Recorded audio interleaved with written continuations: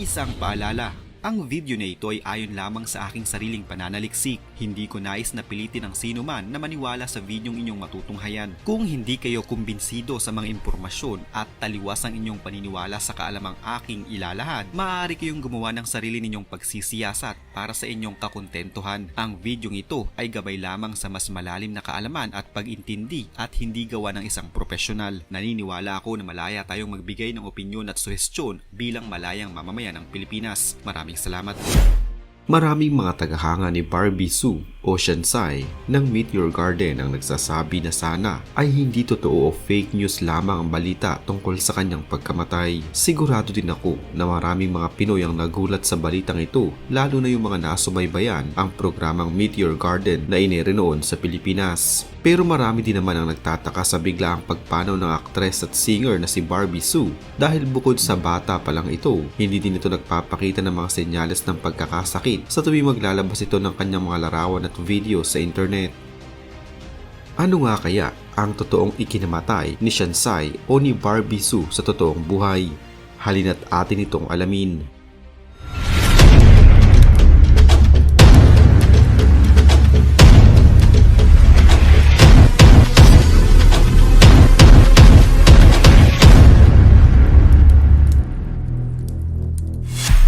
Mismong kapatid na ni Barbie Sue ang nagkumpirma sa pagkamatay ng kanyang ate na si Barbie. Hindi umano niya ito matanggap at lalong hindi umano ito makapaniwala dahil kakatapos lamang nilang mag-celebrate ng Chinese New Year sa bansang Japan.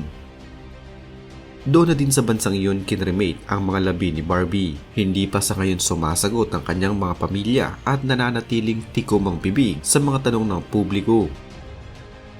Bago pa man inanunsyo sa publiko ang pagkamatay nito, una nang nag-post ng sensational message ang Japanese travel, shopping and cuisine information at ang nakasulat sa post, "A big star in Taiwan has passed away. There will be an official announcement later. She had acute flu in Japan. She once acted in Meteor Garden and married a foreigner."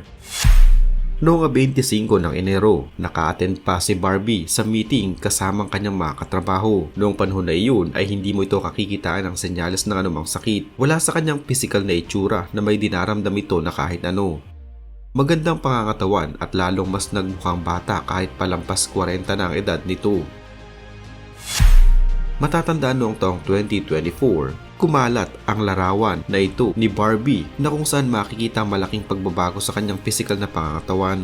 Subalit hindi ito nakaapekto sa kanyang kalusugan. Makikita sa nasabing larawan na kasama ni Barbie ang kanyang dalawang anak at kanyang bagong partner na si DJ Koo. Naging mainit ang usapin tungkol sa itsura ni Shansai sa iba't ibang website dahil ang tingin ng ilan ay napabayaan na ng aktres ang kanyang itsura. Ayon pa sa mga netizens ay tila mas nakafocus na ngayon si Barbie sa kanyang pamilya at wala na umunong balak muling pumasok sa pagiging artista. May ilan ding fans na dinipensahan si Barbie at sinabing hindi naman habang buhay ay magiging bata ang itsura ng aktres at natural lamang na ito'y tumanda. Naniniwala din sila na hindi dumaan sa pagpaparetoke si Barbie at mas pinili na panatilihin ang natural niyang ganda at hayaang magpasakop sa natural na pagkatanda.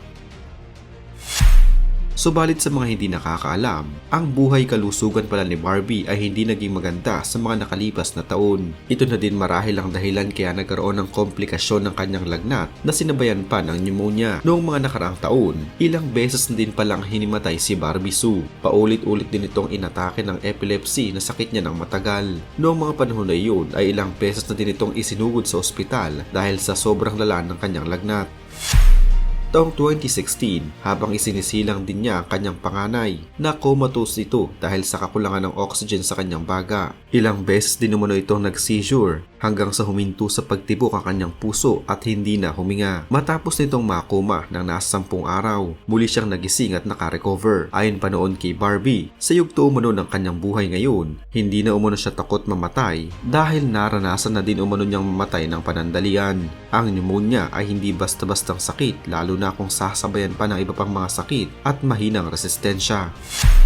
Ang pneumonia ay isang impeksyon sa baga na kung saan ang bagay nagkakaroon ng malubhang pamamaga na dala ng virus, bakterya, fungus at mga katulad na mikrobyo. Ang air sacs ng bagay na pupuno ng fluid o nana.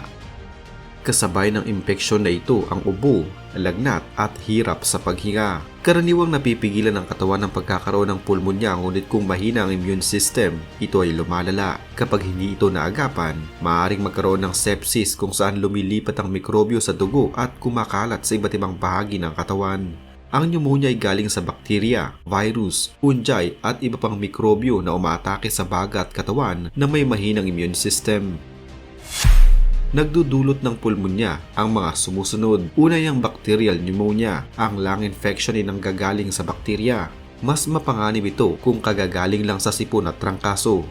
Pangalawa ay ang viral pneumonia. Ang viral pneumonia ay kadalasang hindi kasing lubha ng bacterial pneumonia, maliban na lamang kung ang nagdulot nito ay trangkaso at kung pasukin ng katawan ng bakterya. Kung malakas ang immune system, madaling mapupuksa ang pulmonary infection. Pangatlo ay ang mycoplasma pneumonia. Ito ay dulot ng mycoplasma, isang klase ng mikrobyo na may mga katangian na katulad ng sa virus at bakterya. Ang mycoplasma pneumonia ay hindi kasing mapanganib ng bacterial pneumonia. At ang pang-apat ay ang pneumocystic carinii pneumonia o PCP. Ang PCP ay pneumonia na kadalasang nangyayari sa mga may human immune deficiency virus o HIV at acquired immune deficiency syndrome o AIDS. Kahit sino, bata man o matanda, ay maaaring kapitan ng pneumonia. Gayunpaman, mas madaling magkasakit ng may mahinang mga immune system. Maraming dalang sintomas ang pneumonia, ngunit madalas napagkakamalan ng mga itong pangkaraniwang ubo at sipon. Kapag naramdaman ang kombinasyon ng mga sumusunod, huwag nang mag-atubiling magpatingin sa iyong doktor. Gaya ng ubo na may plema, mataas na lagnat, pagiging matamlay, panginginig, sakit ng dibdib, mabilis na tibok ng puso, hilo, at pagsusuka. Ang pagpapatingin sa doktor ay kritikal sa pagpapagamot dahil matutukoy kung anong uri ng pneumonia ang kumapit sa iyo. Kung ito ay dahil sa bakterya, ikaw ay reresetahan ng antibiotics na papatay sa bakterya.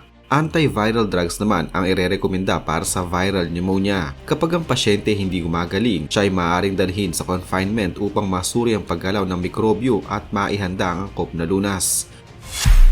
Ang pangunahing layunin sa pag-iwas sa pneumonia ay ang pagpapatibay sa immune system. Mag-ehersisyo araw-araw at kumain ng mga masustansyang pagkain. Iwasan ang paninigarilyo dahil pinapahina nito ang iyong baga at immune system. Kailangan ding maging maingat sa mga maduduming bagay at lugar dahil maaaring pamahaya ng mga ito ng bakterya. Maaaring magpabakuna para sa proteksyon laban sa pulmonya. Ugaliin ding maging malinis sa katawan para hindi ito kapitan ng mikrobyo. Magpatingin sa inyong doktor kung kayo ay nakakaranas ng mga sintomas ng pneumonia upang mabigyan kayo ng tamang lunas. Naiwan ni Barbie Sue ang kanyang 10 taong gulang na anak na babae at isang 8 taong gulang na anak na lalaki mula sa dati nitong asawa na si Wang. Talaga namang hindi natin alam kung ano ang mga mangyayari sa hinaharap. Napakabilis lamang ng mga panahon. Marami sa atin ang talaga namang mamimiss ang eksena at boses na ito ng nag-iisang Shansai o si Barbie Sue sa totoong buhay. Nawala man siya sa mundong ibabaw. Hinding-hindi mawawala ang kanyang alaala bilang si Shansai at walang makakapalit na kahit na sino sa kanya sa pagganap niya sa Meteor Garden. Nawala man siya, alam ng maraming higit na mas nakakakilala sa kanya na naging mabuti itong anak, asawa, ina, katrabaho at tao.